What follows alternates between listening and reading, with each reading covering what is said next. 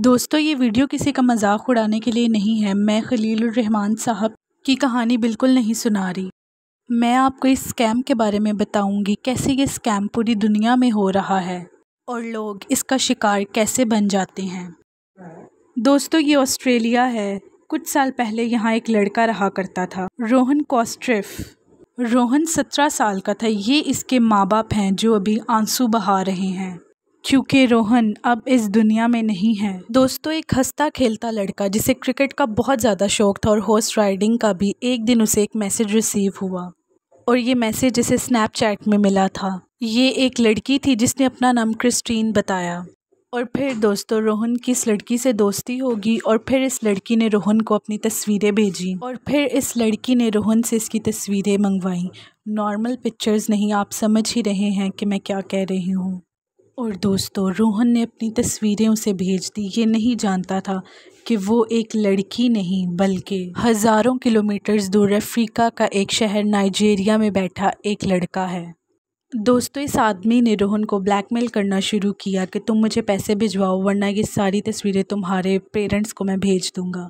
17 साल का रोहन इतना घबरा गया कि इसने अपनी जान ले ली। नाइजीरिया में दोस्तों ऐसे हज़ारों लाखों स्कैमर हैं जो लड़के और लड़कियों को अपने स्कैम में फंसा लेते हैं।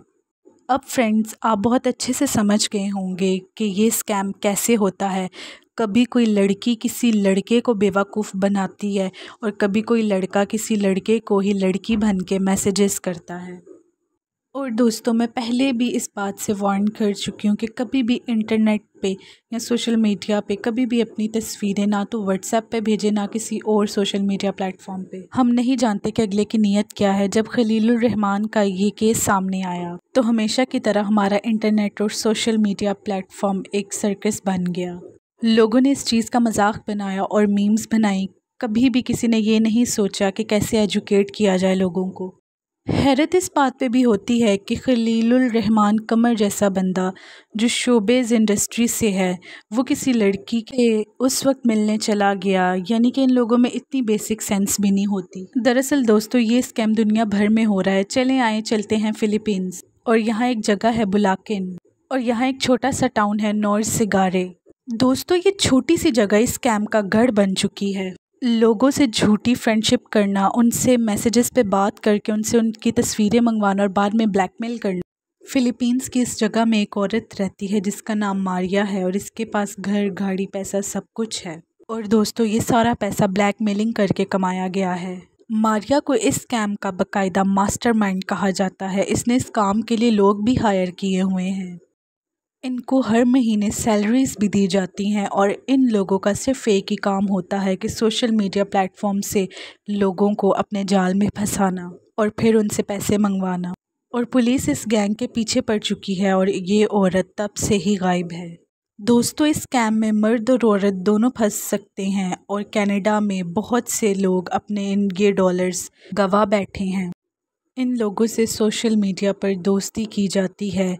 इन्हें अपनी झूठी तस्वीरें भेजी जाती हैं जो लोग बहुत अकेले होते हैं और फिर बातों ही बातों में इनसे किसी इन्वेस्टमेंट का जिक्र किया जाता है जैसे कि क्रिप्टो करेंसी में। और जब ये स्कैमर्स को यकीन हो जाता है कि ये लोग फंस चुके हैं तो फिर इनसे पैसे मंगवाए जाते हैं कि तुम्हारे इन पैसों को इन्वेस्ट किया जाएगा।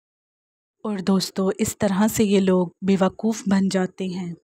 ये स्कैम बहुत से तरीक़ों से हो रहा है, इसलिए दोस्तों बच के रहें और किसी पे भी भरोसा मत करें कि बाद में पछताना पड़े। दोस्तों जनवरी 2018 रोक्सेन रीड की फेसबुक पे एक आदमी स्कॉट हम्बल से दोस्ती हो गई और वो आदमी इससे पैसे मंगवाना शुरू हो गया और रोक्सेन ने इसे तकरीबन $50,000 भेज दिए। हालांकि ये दोनों तो कभी मिले ही नहीं थे। और दोस्तों बाद में पता चला कि ये शख्स स्कॉट हम्बल मौजूद तो था लेकिन किसी स्कैमर ने इसकी तस्वीरें लेके इस औरत को बेवकूफ़ बनाया और इससे पैसे ले लिए। स्कॉट को बिल्कुल पता ही नहीं था कि इस तरह कितनी औरतों से दोस्ती कर कर और उन्हें लूटा जा चुका है। दोस्तों ऐसी बेशुमार कहानियाँ हमारे मुल्क में भी मौजूद हैं, इसीलिए आप अपना बहुत ध्यान रखें और किसी भी अजनबी इंसान पे भरोसा मत कीजिए।